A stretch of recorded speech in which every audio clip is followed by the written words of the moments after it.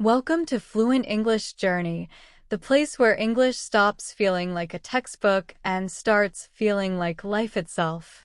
Here, every word has a story, every sentence is an adventure, and every conversation is a chance to speak, listen, and think in English naturally. Forget memorizing long lists of words or confusing grammar rules. Instead, you will follow real stories, solve real problems, and learn English the way people actually speak it, slow, clear, and full of meaning. From daily life to school, work, or even small unexpected challenges, we turn every situation into a step-by-step English practice that builds your confidence. If you want to stop translating in your head, start understanding people naturally, and speak English that feels alive and real, you're in the right place. Subscribe to Fluent English Journey, and let's take this adventure together, one story, one conversation, one word at a time. It was very quiet in the room, but the silence felt loud, like it was pressing on my ears, and I remember sitting at that long table, looking at my notebook, looking at my pen, and feeling my heart beat faster and faster, because I knew something was about to happen, and I was not ready. Around me, people were sitting in small groups, talking in English, laughing, sharing ideas, and their voices sounded confident and clear, but inside my head, everything felt slow and messy. I could understand some words, but not all. I wanted to speak, but my mouth felt closed. This is Fluent English Journey, and today, I want to take you into a real moment that many English learners face, a moment inside a group project where listening feels hard, speaking feels scary, and silence feels safer than words. Have you ever been in a group where everyone speaks English and you want to join, but you feel lost, afraid, or invisible? If yes, stay with me, because this story is also your story. The teacher walked into the room and said we would work in groups. Group projects. Those two words sounded simple, but for me, they felt heavy. Group projects mean talking. Group projects mean listening fast. Group projects mean sharing ideas, asking questions, agreeing, disagreeing, and doing all of this in English.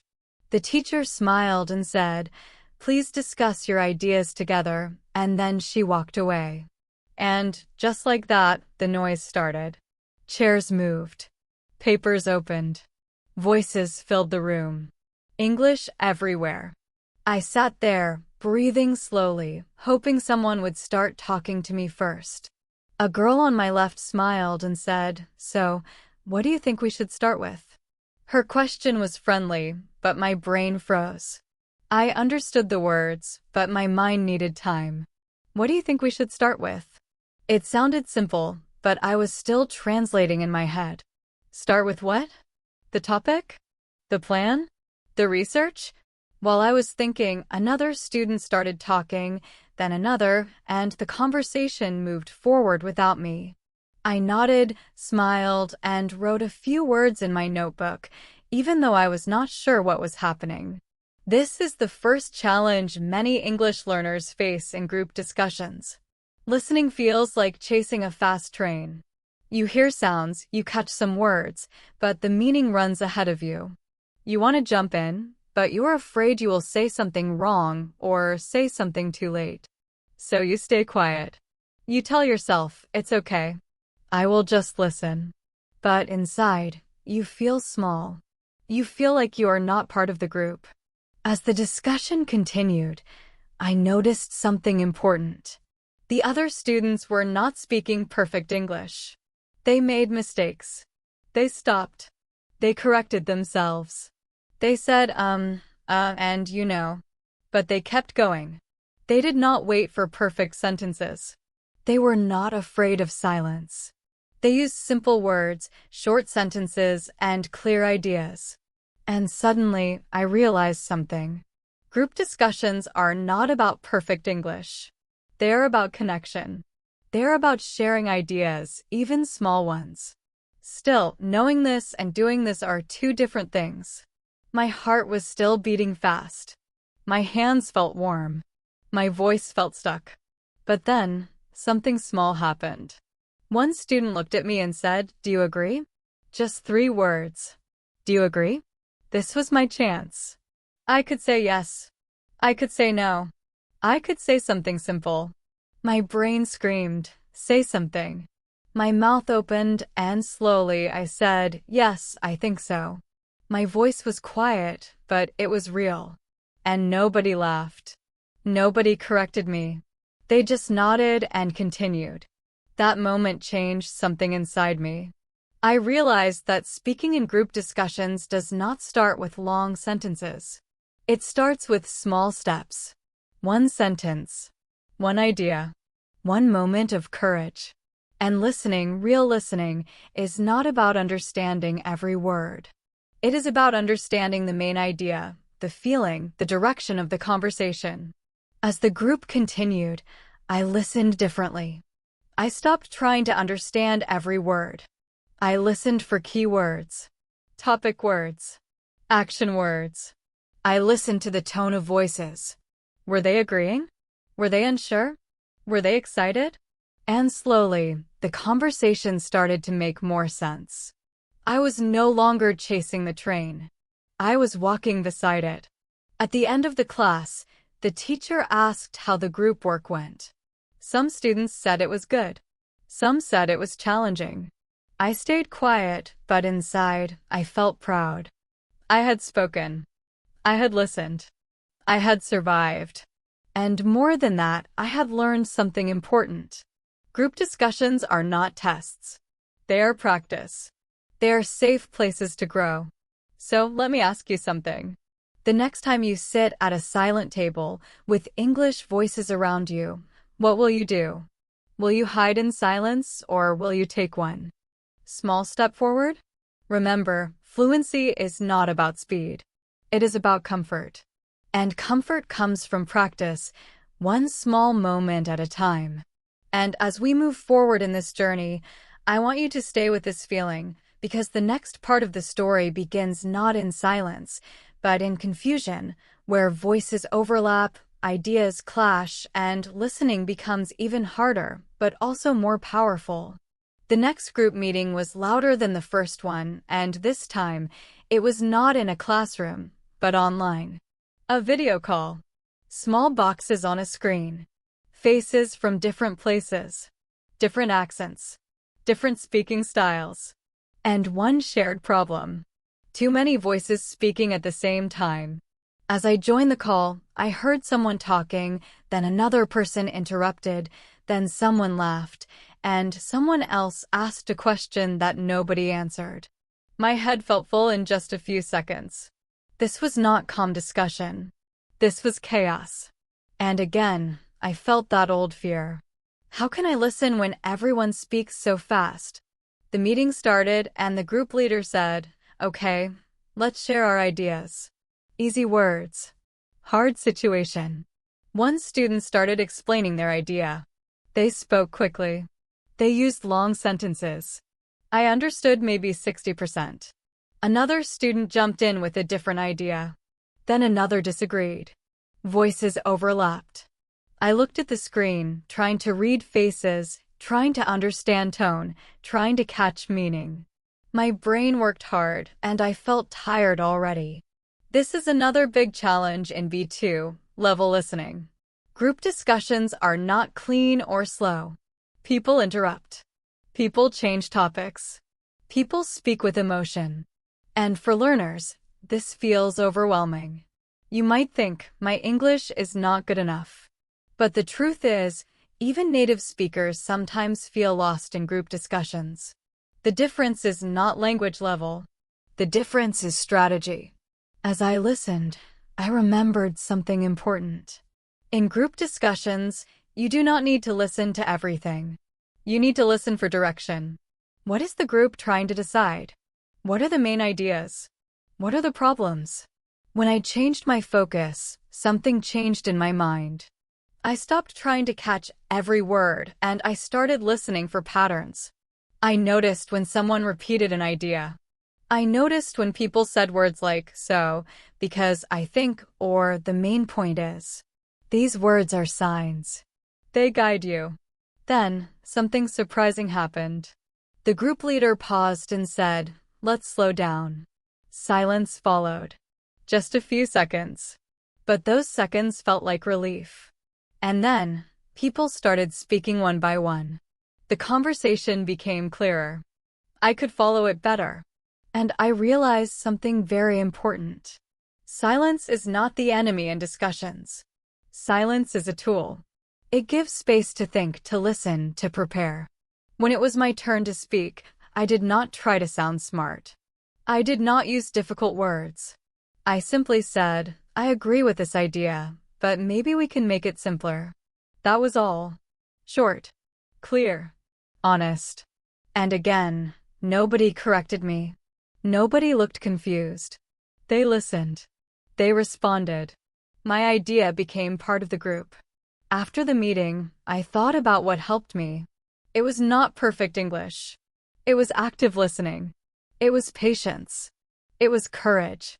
Group discussions are not about winning. They're about building something together.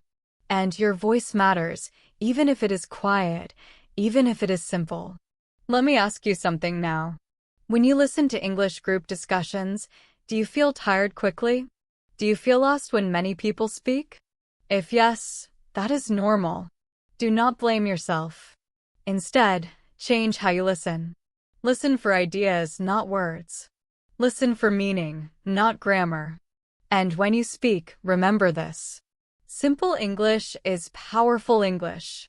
As we continue this journey, the next part will take us deeper into study discussions, where opinions are different, emotions are stronger, and listening becomes not just a skill, but a bridge between minds.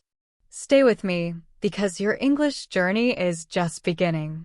The next time we met as a group, something felt different in the air, even before anyone spoke. You can feel it sometimes, even in English, even if you are not sure about the words. The feeling was tension. Not anger. Not conflict yet. Just the feeling that people had different ideas, and those ideas were about to touch each other. This kind of moment is very important in group projects and study discussions, because this is where real communication begins, and also where many English learners feel the most afraid. The meeting started calmly. Someone reviewed what we had done before. Another person talked about the deadline. I listened carefully, feeling more confident than before. I understood most of what they said. I nodded at the right moments. I felt present. Then one student said, "I think we should change our main direction." When I heard that sentence, my body reacted before my mind did. My shoulders became tense. Change our main direction? That sounded big. That sounded risky. And very quickly, another student said, "I don't agree." Their voice was not angry, but it was strong. Clear. Direct. This is where many learners freeze. Disagreement. Different opinions.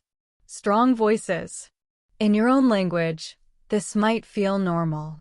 But in English, it can feel scary. You might think, if I disagree, will I sound rude? Or, what if I don't understand the idea correctly? Or even, what if they ask me to explain, and I cannot? So many questions appear in your mind, and they all slow you down. As the discussion continued, I listened closely. One student wanted to make the project more creative. Another wanted to keep it simple and safe. Both ideas were good. Both people spoke with confidence. They used simple English, but they spoke clearly. I noticed something important again. They did not use perfect grammar, but they used clear structure. They said things like, "I think, in my opinion, the problem is, and what if we try this?" These phrases are like tools. They help you enter the conversation politely and clearly. While they talked, I asked myself a quiet question. What do I think? Not what should I say or what sounds smart, but what do I really think? This question is powerful. Because when you focus on your real idea, English becomes a bridge, not a wall. I realized that I agreed with parts of both ideas. I thought creativity was good, but safety was also important. My idea was somewhere in the middle. The discussion became faster. Voices overlapped again. Someone laughed nervously. Someone repeated their point. I felt that familiar pressure in my chest. The moment to speak was passing. If I waited too long, the group would move on. And then I remembered something very simple. I did not need to explain everything. I just needed to enter the space. So I took a breath. Not a big dramatic breath. Just a small one. And I said, "Can I say something?" Those 5 words changed everything. The group stopped. Not completely silent, but quiet enough. Someone said, "Yeah, sure." And suddenly, the space was mine. I spoke slowly. I did not rush. I said, "I think both ideas are good. Maybe we can be creative, but not too risky." That was it. 2 short sentences. Simple words. Honest idea. And again, something beautiful happened. People listened. One person nodded. Another said, "That makes sense." My idea did not end the discussion, but it joined it. And that is the goal. Not to control the group, but to be part of it. This moment taught me something very important about B2 listening and speaking. You do not need to fight for space. You need to ask for it.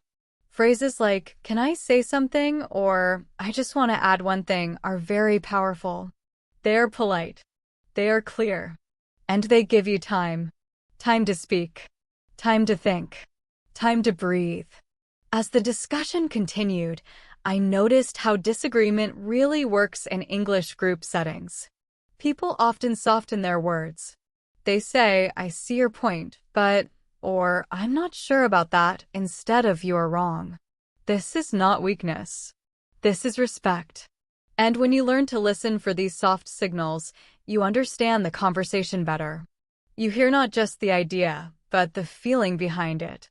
Later in the meeting, someone asked me directly, "What do you think we should do next?" This time, I did not feel panic. I did not feel small. I felt ready. Not because my English suddenly became perfect, but because I trusted myself. I trusted that simple English was enough. I trusted that listening carefully gave me the right to speak. I answered, "Maybe we can write a short plan first, and then decide." Again, simple. And again, accepted. The group agreed. The discussion moved forward. And inside me, something shifted. I was no longer just a listener. I was a contributor. After the meeting ended, I sat quietly for a moment and thought about what had changed since the first silent table. The fear was still there, but it was smaller. The confusion was still there, but it did not control me. I realized that confidence in English does not come from knowing all the words. It comes from knowing that you can survive the conversation. That you can misunderstand something and still continue. That you can disagree and still be polite. That you can speak simply and still be respected. Let me ask you something now. When you listen to group discussions in English, do you avoid disagreement? Do you stay quiet because you are afraid to say the wrong thing? If yes, remember this. Your opinion does not need perfect English. It needs honesty. And honesty sounds clear, even in simple words. As we move forward, the next part of the journey will take us into a deeper challenge. Not just sharing ideas, but explaining them. Giving reasons. Answering questions. This is where many learners feel their confidence shake again. But it is also where real growth happens. Stay with me, because in the next section, we step into the moment where listening becomes thinking and speaking becomes understanding. The next challenge came quietly, without warning, and it came in a simple sentence that sounded harmless, but felt heavy when I heard it. Someone looked at me and said, "Why do you think that?" Just 5 words. Why do you think that? This question is very common in study discussions and group projects, and for many English learners, it is one of the hardest moments. Because now it is not enough to share an idea. Now you need to explain it. For a short second, my mind went empty. I knew what I thought, but explaining it in English felt like trying to carry water with my hands. I was afraid the words would fall before they reached the listener. This fear is very normal. You may know the idea clearly in your own language, but English feels slower, less flexible, less safe. And when people are listening, waiting, your fear grows. But something inside me had already changed from the earlier discussions. I did not panic. I did not apologize. I did not say, my English is bad. Instead, I gave myself permission to be slow. I remembered that explaining does not mean speaking fast or using big words. Explaining means guiding the listener step by step. So I started with something very simple. I said, I think this because, that's all. Just that sentence. And then I paused. The pause felt long to me, but nobody interrupted. Nobody rushed me. And I realized something important in that pause. People were listening, not judging. Most of the pressure was coming from me, not from them. I continued slowly. I said, if we make it too complex, some people may not understand. But if it is simple, more people can follow. My sentences were not perfect. My grammar was not perfect. But my meaning was clear. And clarity is more important than correctness in group discussions. As I spoke, I noticed something new.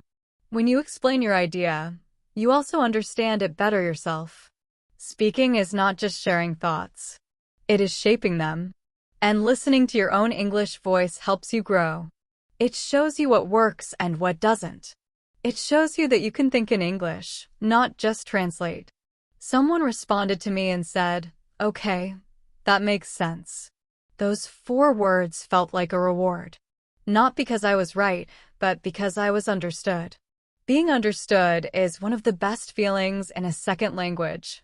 It builds confidence quietly, but deeply. Then the discussion continued and more questions came. Not only to me, but to others. Why do you think that? Can you explain more? What do you mean by that? These questions are not attacks. They are invitations. Invitations to go deeper. Invitations to connect ideas. But many learners hear them as danger signs.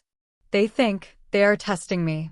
But in reality, people ask these questions because they care about the idea. I started listening differently again. When others explained their ideas, I listened to how they did it. I noticed they often used simple structures. First, they said their main idea. Then, they gave one reason. Sometimes two. They used words like because, so, and, for example. They did not explain everything. Just enough. I also noticed that nobody explained perfectly. People stopped. They corrected themselves. They laughed. They searched for words. And nobody minded. This was not a speech contest. This was a shared thinking space. And once I truly understood that, my fear became smaller. Later in the discussion, I tried something new. When I did not fully understand someone's explanation, instead of staying quiet, I asked a question.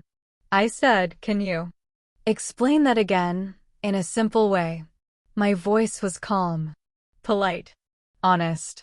And again, nobody was upset. They repeated their idea more slowly. And suddenly, everything became clearer. This moment taught me a powerful lesson about listening at the B2 level. Listening is not passive. It is active. You are allowed to ask. You are allowed to check. You are allowed to misunderstand and then understand again. Real listening includes questions. As the meeting came to an end, I felt tired, but in a good way. My brain had worked hard, but it had also learned. I had spoken. I had explained. I had asked. I had listened deeply. And the group had moved forward together. Afterward, I thought about all the learners who stay quiet because they think they are not ready to explain in English. And I want to say this clearly, slowly, and kindly. You do not need advanced English to explain an idea. You need simple structure and honesty. One idea. One reason. That is enough. So let me ask you now. When someone asks you, why do you think that, in English, what do you feel? Fear? Pressure? Or opportunity? Next time, try this. Pause. Breathe. Start with I think this because, and let your English grow from there. In the next section of our journey, something new will happen. The group will face a problem. A real problem. A mistake. And how we listen and speak in that moment will decide everything. Stay with me, because this is where confidence is truly tested and where transformation begins. The problem did not arrive loudly. It arrived quietly, hidden inside an email that looked normal at first. I remember opening the message, reading it once, then reading it again more slowly, because something felt wrong. The teacher wrote that our project was missing an important part. Not a small detail. An important part. And suddenly, all the confidence I had built during the discussions felt shaky again. In group projects, mistakes are not just about work. They are about communication. Who misunderstood what? Who thought someone else was responsible? Who did not listen carefully? When things go wrong, emotions appear quickly. Stress, fear, sometimes blame.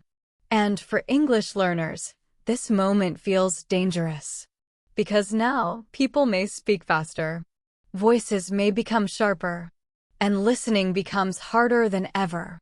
We met again to talk about the problem. This time, the mood was serious. No small talk. No jokes. Someone started by saying, "We need to fix this fast." Another person said, "I thought someone else was doing that part." The words were simple, but the feeling was heavy. I listened carefully because in moments like this, listening is more important than speaking. People explained what they had done. Some sounded defensive. Some sounded confused. I noticed how emotions changed their voices. They spoke louder, faster. Their sentences were shorter. This is very important for listening practice. When emotions rise, language changes. Grammar becomes less perfect. Voices become stronger. And meaning hides inside tone, not just words. At first, I wanted to stay quiet again. I did not want to say the wrong thing. I did not want to be blamed. But then I remembered something from before. Group discussions are not about being perfect. They are about moving forward. Silence can sometimes make problems bigger. So instead of defending myself or blaming anyone, I focused on understanding. I listened for facts. What exactly was missing? When was it supposed to be done? What do we need to do now? These questions helped my mind stay calm. They gave my listening a purpose. Then I spoke, slowly and carefully. I said, "Okay, so this part is missing. Maybe we can divide it now and finish it today." My voice was calm, not emotional. And something interesting happened. The room felt calmer too. One person said, "Yes, that's a good idea." Another said, "I can do this part." The tension began to soften. This moment taught me something powerful. In difficult group discussions, clear and simple English is not just helpful. It is calming. When you speak slowly, when you use simple words, you help others listen better too. You help the group breathe. As we planned how to fix the mistake, I noticed how listening became more focused. People stopped interrupting. They asked clear questions. They repeated important information. We were no longer arguing. We were solving. And I felt something new. I felt trusted. Later, someone asked me, "Can you check this part when it's done?" That question meant something. It meant they believed I could understand. It meant my listening mattered. And that felt better than speaking perfectly. When the meeting ended, I thought about how many learners fear these moments. Mistakes, problems, tension. But these moments are actually the best teachers. They show you how English works in real life. Not in textbooks. Not in exams. In human situations. If you are listening to this now and thinking, "I would panic in that situation," I want you to know this. Panic comes from feeling out of control. Listening gives you control. When things go wrong, listen first. Understand the problem. Then speak simply. You do not need to explain everything. Just help the group move one step forward. As we move into the next part of the story, something important will happen. The group will finish the project. And in that final stage, reflection will change everything. Because the real lesson of group discussions is not just about English. It is about growth. Stay with me because the transformation is almost complete. The project ended quietly. There was no big celebration, no loud moment where everyone stood up and clapped. We simply submitted the work, closed our laptops, and said goodbye to each other. But inside me, something felt very different from the beginning. I noticed it later when I was alone, sitting in a quiet place, thinking back on everything that had happened. At the start of this journey, group discussions felt like storms. Too many voices. Too many words. Too much fear. I listened with tension in my body. My shoulders were tight. My breath was shallow. I waited for conversations to end. But now, when I remembered the last meeting, I realized something important. I had listened calmly. I had spoken without panic. I had asked questions without shame. And I had explained my ideas without hiding. This realization did not arrive suddenly. It came slowly, like light filling a room. I understood that my English had not magically improved overnight. I did not suddenly know many new words. I did not suddenly speak faster. What changed was my relationship with English. I stopped treating it like a test and started treating it like a tool. I thought about listening again. At the beginning, listening meant pressure. I tried to understand every word. I felt lost when I missed something. But over time, listening became selective. I listened for meaning, for direction, for emotion. I accepted that missing some words was normal. And, because of that, my mind stayed open. I also thought about speaking.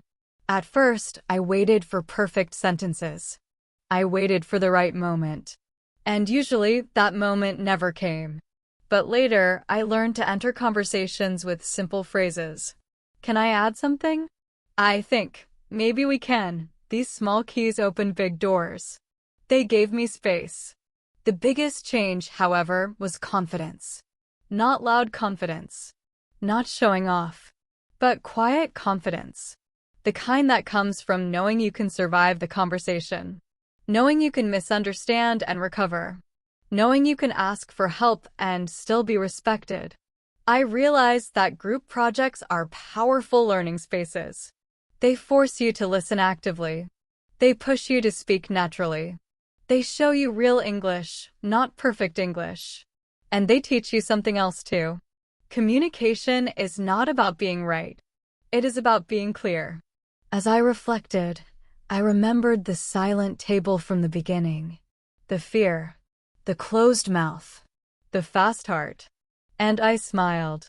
Not because the fear was gone, but because it no longer controlled me. Fear had become a signal, not a wall. A signal that I was learning.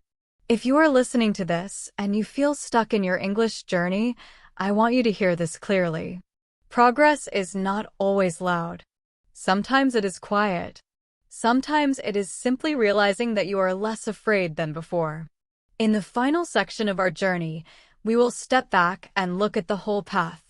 We will reflect together. And I will leave you with something you can carry into every group discussion, every study meeting, and every English conversation from now on. Stay with me, because the journey is not ending. It is continuing with you. When I look back at the whole experience now, I see that it was never just about one project or one group discussion. It was about learning how to live inside English without fear. And this is something I want you to feel too, wherever you are listening from right now. You might be sitting in a classroom. You might be listening on your phone while walking. You might be preparing for your next study discussion or group project. And maybe, deep inside, You still feel that familiar worry. The worry that you will not understand fast enough. The worry that your English is not good enough. The worry that others will judge you. I want you to pause with me for a moment. Just pause. Because the biggest lesson from this journey is very simple. You do not need perfect English to belong in a conversation. You belong because you are thinking. You belong because you are listening. You belong because you are trying. Group discussions will always be messy, even for native speakers. People interrupt. People change topics. People explain badly. People misunderstand each other. This is normal. Real English is not clean. And that is good news for learners. So how do you carry this experience into your own English life? You start by changing how you listen. Do not listen like a machine that must catch every word. Listen like a human. Listen for the main idea. Listen for feeling. Listen for direction. When you feel lost, ask. Saying, "Can you repeat that?" or "Do you mean?" is not weakness. It is strength. Then, change how you speak. Stop waiting for the perfect sentence. It may never come. Instead, enter the conversation with simple doors. I think, in my opinion, maybe we can. These phrases are friendly. They give you time. They invite others to listen. And remember this especially. Silence is not failure. Silence is space.